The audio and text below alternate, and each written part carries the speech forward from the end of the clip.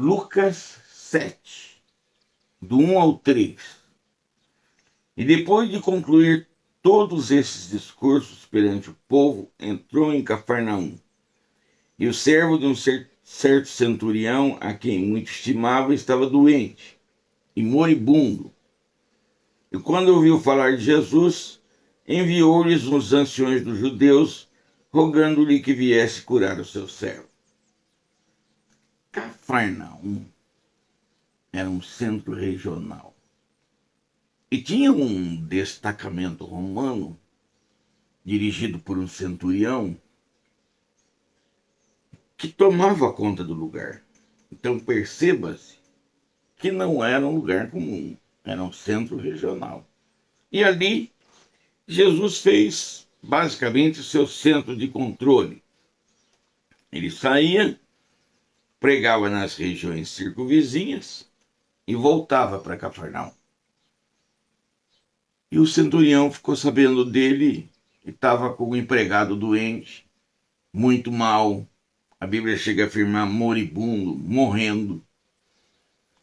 E resolveu chamar Jesus para curar ele. Pedir para Jesus para curar ele. E o que ele faz?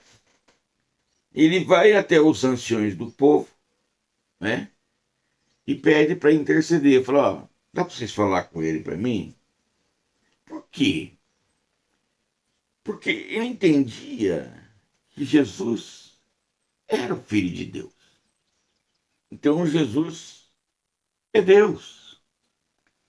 E que os anciões, por serem religiosos, servidores de Deus, teriam maior facilidade para pedir aquela bênção, aquela cura, aquela vitória que ele estava precisando. E ele fala com os anciões, para os anciões falar com Jesus. Agora, eu não li todo o texto, eu vou lendo paulatinamente, mas lá no final, Jesus chega a afirmar, olha, nem em Israel eu vi uma fé como essa. O que significa isso? Que este centurião era dono de uma fé sem proporções definidas. Quando Jesus falou com os discípulos, disse, ó homens de pouca fé, até quando vos sofrerei? Então, uma fé pequenininha. Quando ele fala com a mulher do fluxo de sangue, ele diz, vai, a tua fé te salvou, a tua fé te curou, a tua fé fez tudo.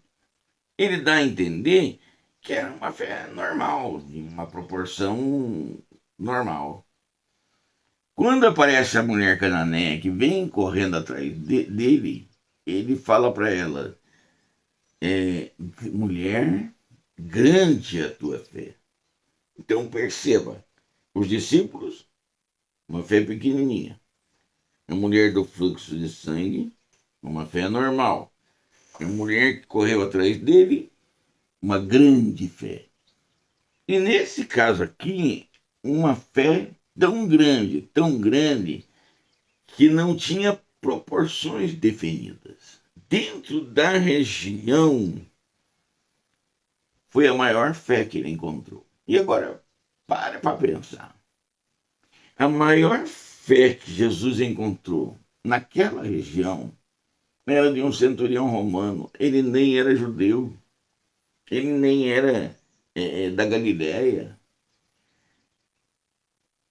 Ele era um estranho. Ele era um romano. Então vamos entender uma coisa. Fé não é privilégio de pastor, não é privilégio de líder religioso, não é privilégio de alguém que está na igreja, ou até mesmo de um hebreu, de um judeu. Não, não, não. Fé não é privilégio de ninguém.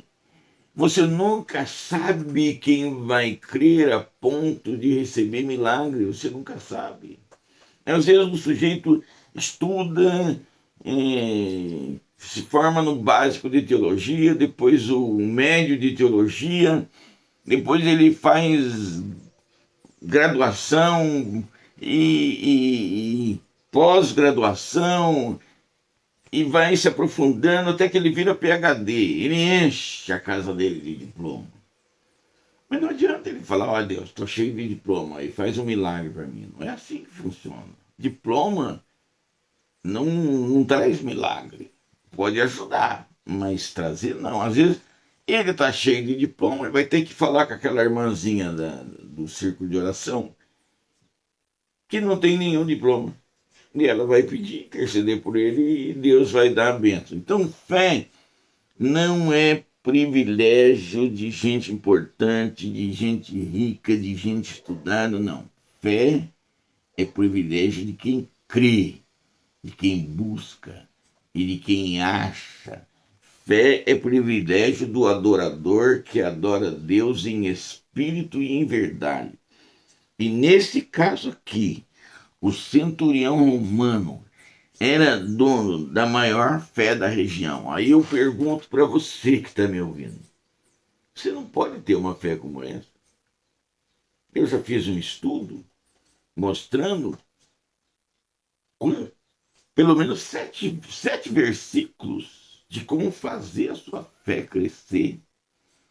Você imaginou se você segue as lições desses versículos e alcança uma fé como essa? Uma fé que chega e Jesus vai afirmar, né?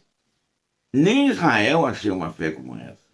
Olha, você vai resolver os seus problemas, o da sua família, o dos seus vizinhos, da sua igreja e até da sua cidade. Por quê? Porque a fé serve para tudo. Fé move Deus, move a mão de Deus, move o mundo espiritual. Você precisa aumentar a sua fé. Ah, eu quero vitória, eu quero bênção, eu quero milagre, eu quero. Pode querer e pode conseguir. Você só precisa aumentar a sua fé. E fé não é privilégio de gente importante, não. Fé é privilégio de quem se humilha perante Deus e vai buscar, e vai pedir, vai requerer. Pedir e receberá. Né? Buscar e acharei, batei e abrir-se-vos-á. Porque o que pede recebe, o que busca acha, e ao que bate se abre. Está escrito, é só fazer.